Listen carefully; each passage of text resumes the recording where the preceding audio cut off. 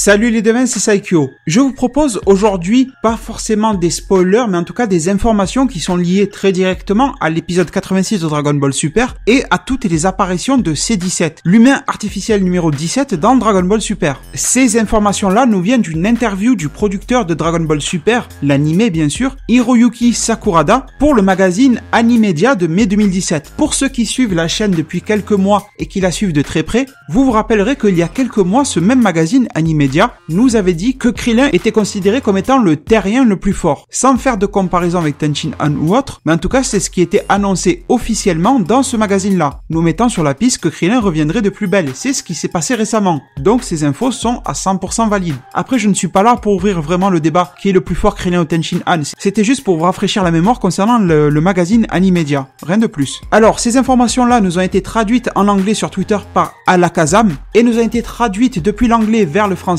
par Hinda de la chaîne Hinda to the World, avec qui je collabore, je travaille maintenant concernant toutes mes traductions depuis l'anglais vers le français, et je pense que vous avez pu constater par vous-même de la qualité de ces trades. Je vous laisse le lien de sa chaîne en description de cette vidéo-là, même si ce qu'elle fait n'a rien à voir avec Dragon Ball, mais si ce qu'elle fait vous plaît ou vous voulez lui apporter votre support, c'est comme vous voulez. En tout cas, maintenant je commence avec la lecture de ce qui nous est dit. Bon, C17, description. Un humain artificiel créé par Gero, le docteur Gero, pour tuer Goku, mais qui finit par tuer son créateur. Ça, on s'en rappelle tous, c'est l'époque Dragon Ball et Dragon Ball Z pour l'animé. Presque 10 ans se sont écoulés depuis. Dende va informer Goku de l'endroit où se trouve C17, qu'il est dans une grande île du sud où on peut le voir, C17, à bord d'une Jeep admirant le coucher du soleil. Il est désormais plus calme qu'avant et galant. On parle bien sûr là de C17. Est-ce que C17 est marié et possède une famille? Goku et C17 connaissent le visage et le nom de l'un et l'autre, mais ça sera la première fois qu'ils se rencontrent. Est-ce que C17 arrivera à garder son sang-froid quand Goku viendra le recruter? Oui, c'est plutôt certain qu'il y arrivera. Donc voilà une belle description pour nous, qui nous rajoute quelques informations supplémentaires, en particulier concernant l'épisode 86 de DBS bien sûr. On nous donne un petit peu de contexte, de background, etc. Les 10 ans qui se sont écoulés, Dr Gero, tout ça. Du blabla pas forcément utile, mais bon à répéter quand même. Dende informe Goku de l'endroit où se trouve C17, voilà, tout ça on le sait déjà. Il est donc sur une grande île du sud, et vous l'avez vu sur sa Jeep en train d'admirer le coucher de soleil, et là, il n'est pas vraiment mis l'accent comme dans les spoilers, comme quoi il était un ranger, un garde forestier, même si c'est sous-entendu, mais dans le magazine, l'accent est surtout mis sur l'aspect, j'ai envie de dire presque beau gosse de C17. Les filles qui m'écoutent ne le prenez pas mal, mais on dirait que ça a été écrit pour un magazine pour filles, vous voyez, histoire de le rendre un petit peu plus beau, plus séduisant et tout ça. On nous dit qu'il est calme et galant, beaucoup plus qu'avant en tout cas. Et on nous dit même, est-ce que C17 est marié et possède une famille? Oui, bien sûr, ça on en a parlé à plusieurs reprises sur la chaîne. C'est une vieille interview de Toriyama qui nous confirmait que C17 avait 3 enfants, qu'il en avait même adopté à l'intérieur des 3, et qu'il est marié et qu'il vit à l'intérieur de la réserve naturelle dans cette île, dans laquelle il est garde forestier. Une chose que je me demande, ce qui est bizarre, Goku et C17 connaissent le visage de l'un et l'autre. Alors que C17 connaissent le nom et le visage de Goku, bon ben déjà le nom c'est logique, et le visage, on va dire que le Dr Gero lui a implanté quelques photos, des trucs comme ça dans son cerveau, enfin dans son circuit pardon, artificiel, etc.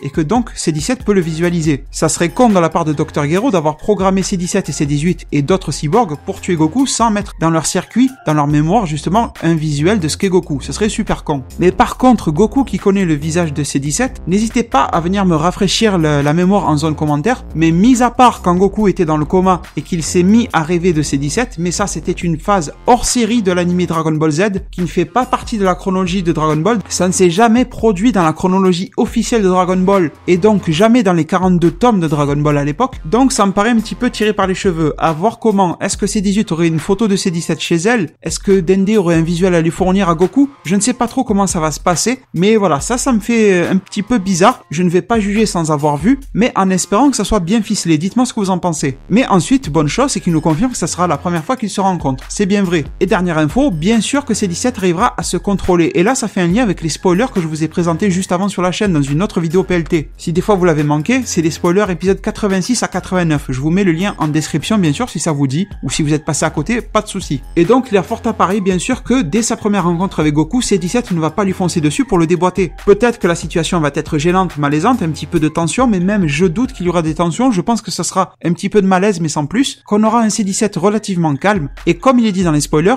C17 à l'époque, même s'il était programmé pour tuer Goku, il faisait plus ça comme un jeu que vraiment pour mener à bien sa mission, différemment de C16. Donc je pense que c'est pour ça que C17 pourra tenir et garder son calme. Alors maintenant, si on rentre dans le creux de l'interview du producteur Hiroyuki Sakudara, dans laquelle on nous dit quel est l'attrait de C17. La réponse est il est cool, beau et possède un bon cœur. Vous voyez quand je vous disais l'aspect magazine féminin. Même en essayant de tuer Goku, il a agi comme si c'était un jeu. Voilà, c'est confirmé. Dans quelle mesure C17 est-il galant? C'est une autre question. La réponse est il se préoccupe de la nature tout autour de lui, puisque contrairement aux humains, les besoins de plantes et des animaux sont très simples. C17 veut vivre en paix, entouré par l'ordre naturel des choses, c'est donc une sorte de simplicité. Ses valeurs sont particulières, donc il ne dira et ne rendra pas sa décision à Goku, à lui seul en tout cas, parce qu'il est le genre de gars qui, même si on lui dit que la Terre va être détruite, il va probablement penser « Bon, c'est comme ça. Encore mieux, j'ai le pressentiment qu'il dirait « Et alors s'il découvrait la vérité ?» Donc on comprend là que, comme dans les spoilers que je vous avais déjà montré, C17 va refuser en fait de participer au tournoi. Dans un premier temps, au final, il va accepter. Ensuite, on a vu que l'intrigue des hors-séries va nous mener à voir que Goku et C17 vont mener un combat conjoint. Donc déjà, ça pourrait un petit peu réveiller C17 à vouloir protéger un petit peu plus, par exemple, sa famille. Il nous est dit ici, bon, c'est comme ça, et que C17 dirait « Et alors ?» Mais je pense que s'il voit vraiment que ces fameux extraterrestres vont s'en prendre directement à sa femme et ses enfants, ça devrait lui faire un petit quelque chose qui ne le laissera pas de marbre. Et une autre chose qui vient de me venir en tête en vous réalisant cette PLT, dites-moi ce que vous en pensez. Est-ce que l'aspect émotionnel de pouvoir revoir sa sœur, de pouvoir recombattre avec elle par exemple, un petit peu de célébrer le bon temps, ne pourrait pas faire plaisir à C17 et lui dire eh ben écoute, je vais accepter pour renouer du lien, un petit peu plus que de se parler simplement au téléphone. Je pense que la décision de C17 sera liée à un tout. Le besoin de protection, le besoin de renouer avec sa sœur, enfin tout ce genre de choses. Je pense que tout ça va se mêler, dites-moi ce que vous en pensez. Parce que C17 n'est pas du genre à être motivé par l'argent. Il est très différent de sa sœur, rappelez-vous.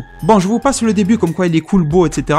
Possède un bon cœur, oui, à voir. Bon, peut-être pour le moment, mais à l'époque, il n'en possédait pas vraiment non plus un bon cœur. Quand il tuait tout le monde sur Terre, il faut s'en rappeler. Même si c'était un jeu pour lui, ben quel drôle de jeu, j'ai envie de vous dire. Et on nous dit alors qu'il se préoccupe de la nature, qu'il aime la simplicité, tout ça. Et que ses valeurs sont plutôt simples et en même temps un petit peu particulières. Et je trouve, et ça je redis, une théorie, on va dire, qu'un abonné m'avait donné en zone commentaire, comme quoi ça pourrait être un très bon lien avec C16, un hommage à C16, que C17 soit devenu garde forestier. En se rappelant bien sûr de C16 qui était très proche de la nature avec ses petits oiseaux comme dans un dessin animé de Disney qui se posait sur son épaule ou sur sa main. Voilà, vous vous rappelez un petit peu du gars. Et enfin, dernière partie les devins de l'interview, si tel est le cas, quelle raison aurait-il pour accepter de participer? Eh bien C17, il penserait que ça serait amusant, mais il n'accepterait probablement pas si ce n'était pas Goku qui le recrutait. Donc on comprend, on a une information supplémentaire comme quoi C17 va être ému justement par le fait que Goku soit venu en personne, que Goku lui ait un petit peu fait le topo, lui ait dit ce qui se passe, que sa sœur C18 et son beau-frère Krillin seront là, et je pense vraiment que tout cet aspect de combat conjoint avec Goku va dénouer les choses. Cet aspect-là, ce petit combat qu'ils vont mener à deux contre des extraterrestres ou des braconniers, etc., vont les nouer très très rapidement et vont faire en sorte que C17 accepte quasi immédiatement une fois que ce petit passage sera réglé. Vous voyez, petit à petit, on arrive à faire s'imbriquer les choses et on y voit de plus en plus clair concernant le mode de fonctionnement et de pensée de C17. Dernière partie de l'interview, en tant que fan, j'ai hâte de voir le premier combat de Goku et C17,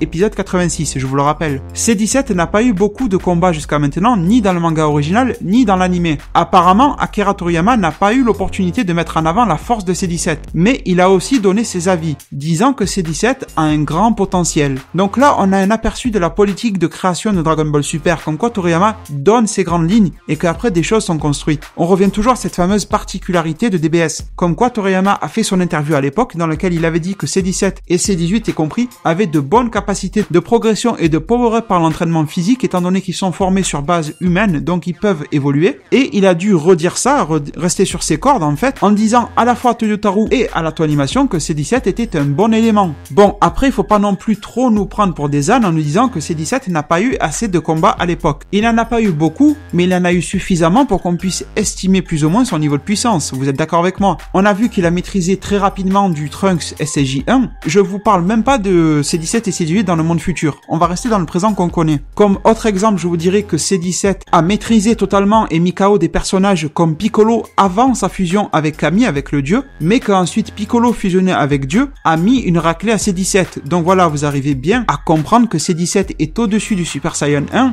mais qu'il est bien en dessous, par exemple, d'un Super Vegeta ou d'un Cell deuxième forme. Donc voilà, à l'époque, il y a 10 ans en arrière dans la série, il avait un niveau qui avait été bien testé et bien poussé dans ses derniers retranchements. La preuve est le combat de Piccolo fusionné avec Dieu contre C17. On avait vu que C17 C17 avait tout donné, et si vraiment elle en avait plus sous le pied, il n'aurait pas été mis dans cet état-là. Mais je pense que Toriyama veut faire en sorte que ce personnage évolue énormément en termes de puissance brute. Jusqu'à quel niveau difficile à dire, je ne pense pas qu'il sera équivalent de SCJ God ou SCJ Blue, même si dans la preview de l'épisode 86, vous avez l'impression que les deux, Goku SCJ Blue et C17 se battent, moi je ne pense pas. Je pense que C17 et Goku vont bien sûr se battre, comme c'est prévu dans le titre de l'épisode 86, mais que ce sera un combat plutôt simpliste. Goku forme normale, Goku SCJ 1 ou 2, quelque chose comme ça, voire même SCJ 3, allez pourquoi pas, mais qu'il n'y aura pas de combat de C17 contre Goku SCJ Blue, ou au pire, Goku SCJ Blue va mettre une raclée à C17. Mais je pense que malgré tout, si vous m'avez bien suivi, que C17 aura énormément progressé, peut-être avoisinant le niveau d'un SCJ2 ou d'un SCJ3. Écoutez les devins, je n'ai pas envie de trop étirer cette vidéo-là PLT, j'ai pas envie de partir dans tous les sens au niveau des informations, voilà, comme ça on reste ensemble sur un sujet, une vidéo qui reste assez claire, du moins je l'espère, n'hésitez pas à me le dire en zone commentaire. En tout cas, sachez qu'on se retrouve très vite pour mon analyse de la preview de l'épisode 86 de DBS, je crains que ça ne soit pas une review du futur cette semaine-là. Je suis vraiment surchargé et c'est vrai que l'analyse de preview me permet de réaliser la vidéo un petit peu plus vite, je vous l'avoue, qu'une review du futur. Du coup, je pense que je vais privilégier ce format-là. Ça sortira normalement sur la chaîne ce mardi 11 avril si je me débrouille bien. Et du coup, les devins, je me permets de vous remercier énormément de m'avoir écouté et suivi durant toutes ces vidéos-là et de vous laisser sur ces mots. Prenez soin de votre futur. Le meilleur moyen d'y arriver, c'est de vous abonner à ma chaîne, de la partager, la liker et la commenter un maximum de fois pour que notre communauté puisse se développer le plus possible sur YouTube. Merci beaucoup et à plus pour les prochains arts divinatoires.